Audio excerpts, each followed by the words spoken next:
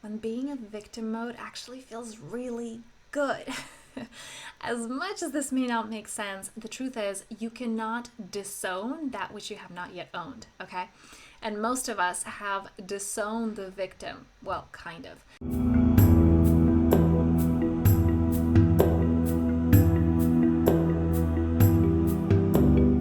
So, on the one hand, our society praises strength and power and owning your life and making those decisions and choices and, like, roar.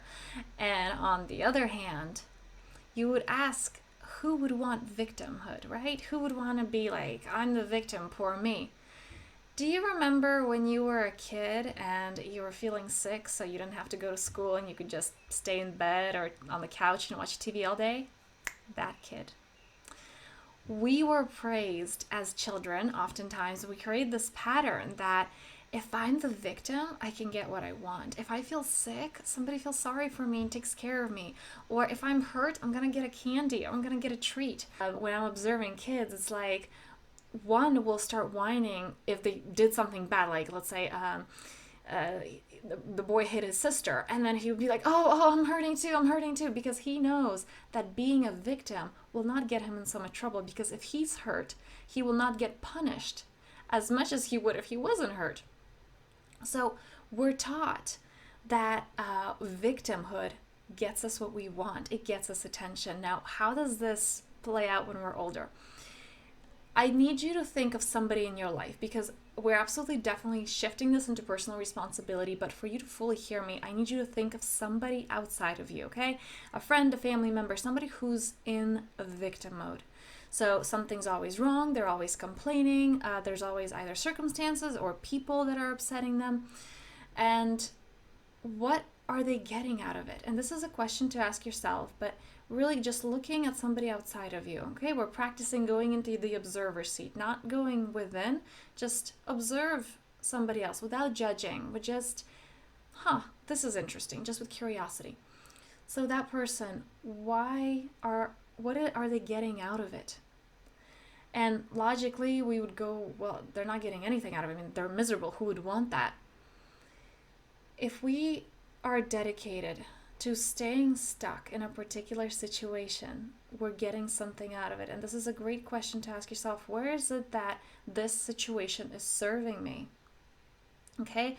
Where am I enabling this? Because oftentimes, just like in childhood, it's like, do they want to be hurt? No, but you're getting this message of, if I'm hurt, I might get something. Maybe it's a sweet, maybe it's a treat, maybe I'm just not going to be punished if I'm hurt.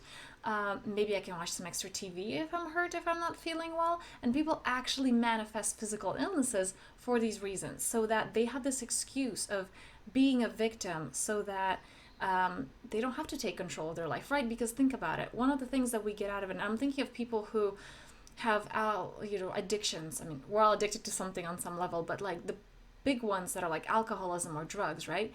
It's kind of like they're in reality, and I know this because I've done this as well in regards to work, right? If you're there depressed, because I had depression, if you're there depressed, if you're not feeling well, we use that as an excuse. How many times, somebody could tell you that, well, you haven't been showing up, and then we would say an excuse, and I know that because I did that. I'm trying to think of what I've done in the past, and I'd say, well, my life is really difficult right now. There's this and this and that, and we go into victim mode of the circumstances are just like that, or my partner just left me, so of course, like I'm not in a state to be okay, or I just got fired from my job. So we're using all of these, like we're going into victimhood so that maybe somebody's going to show compassion if I'm in that place. This is a safe zone, so I don't have to take responsibility for my life. This is a safe zone because nobody expects much from me, right? If you're dealing with an addiction, if you're depressed, if you're dealing with alcoholism or drug abuse, or let's be honest here. Our society kind of puts emphasis on some addictions rather than others. Most of us are addicted to our phones, right? But that's not like, oh, you poor thing, you're addicted to your phone, right? That's not the same as, okay, you have an alcoholism problem. So we are rewarded, in a sense, we are rewarded for those bigger issues. So if you're depressed, like, oh, people are understanding towards that. They're not going to ask you to make decisions. They're not going to ask you to own your life because you're healing, you're going through these things. And I know that for a while in my life, I used healing and I used inner work as that bypass. I was like, well, I'm doing something, right? So I don't have to own my life because I'm doing something on some level. And now shifting it to ourselves while maintaining, just taking a deep breath in, while maintaining that observer, okay? Being in that observer seat, but just for yourself. You're observing what your mind does. You're observing what your ego does, not from a place of judgment, but just like, I get you. This is what you're doing. I can see it, okay? Because it's separate from you. That inner critic, it's not who you are. It's a part of you. This is why you're able to observe it. So self-check. When do you know that you're in that victimhood, okay? When you're going into that victim mode, when are you using that as a kind of, you feel that you're going to get a reward, you're going to get something out of this? So a great question to ask is, what am I getting out of this? Why is this in my interest, okay? And there's always something. So for me, when I was going through my depression, what was my reward? Well, people feel sorry for me. I don't have to own my life, right? If I'm there like helpless, somebody will take care of me, so I'm cared for. I feel more loved because if you're the strong one, right, people around you are like, okay, she's got it, she'll take care of herself. If you're the weak one, everybody wants to help you. That feels really good, okay? So just catching your mind, where is this serving you? Where is being stuck actually serving you? So some of the self-check things that I've identified that you can just see, okay, is my mind doing this? Again, this is not self-blame. This is just, you get to have fun with this. This is a part of you that's this inner critic that is dramatic, that is creating problems, but it is what it is, okay? It's like, Snow White and the Seven Gnomes. There's that grumpy one that like, it's not bad. It's not good. It just is. It's just a part of you that's there, okay? So he's part of the Seven Gnomes. He's not going anywhere. And this is the same. You get to play with this part of yourself. It's not going anywhere, but there is that grumpy part of you. So just getting curious, keeping this fun, keeping this light, okay? Because as soon as you bring it to awareness, you can shift it. You can understand, oh, okay, I see what you're doing now. I'm not going to go this way. So what is it that we're doing? How can you check yourself? The first one is, are you giving more energy to being stuck or being unstuck? So if I ask you, do you want to get unstuck? And there's a pause there, and it's not a hell yes. You may be going into that, okay?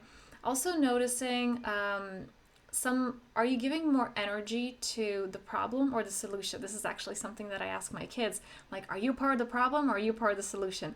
And sometimes we want to be part of the problem, and you just notice your mind when's that like, I just want to be part of the problem right now. Like, okay, then we know where we are, and then we can ask, how is this helping us? Why are we committed to being part of the problem? Okay.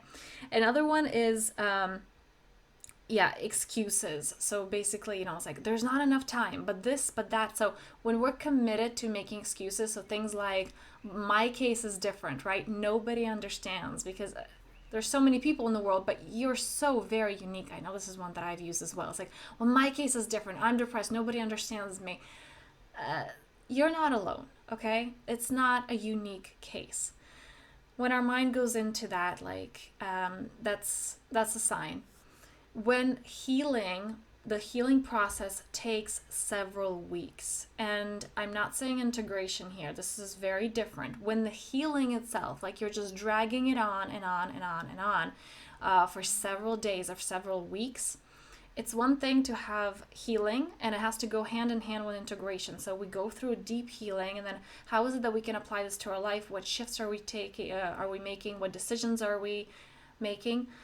And it's another thing to go through just the healing for weeks and days, okay? That's when you know your mind is kind of going into that victimhood.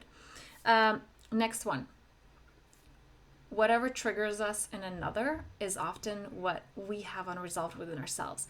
So whenever we feel triggered by, this person's a victim mode and I don't like that, and they're always complaining, okay, that's a sign that you have not integrated the victim within you. And that's just an invitation of, where is that within you, and can you love and accept that part within you? Okay? And it's it's there within you. It's there within all of us. We are all. It's just we tend to kind of accept one and reject the other. Okay, so just loving and understanding, like when you were a child, that victim got you the things you wanted to get. Okay, even right now, that thing can get, like, we want to feel loved. So sometimes we are likely to, well, I'm not feeling well right now. Can you take care of me? That gets us what we want, and we try to get it in those ways, and that's okay. We're not enabling that. We're not blaming that. We're just bringing it to awareness and then making a conscious choice from that place. So I really want to emphasize the key here is to play and to have fun with this. No blaming, no enabling, just like, aha, I see what you're doing. Okay. So where is it that, whether you're noticing that in another and you can show compassion, like, okay, this person has been in victim mode.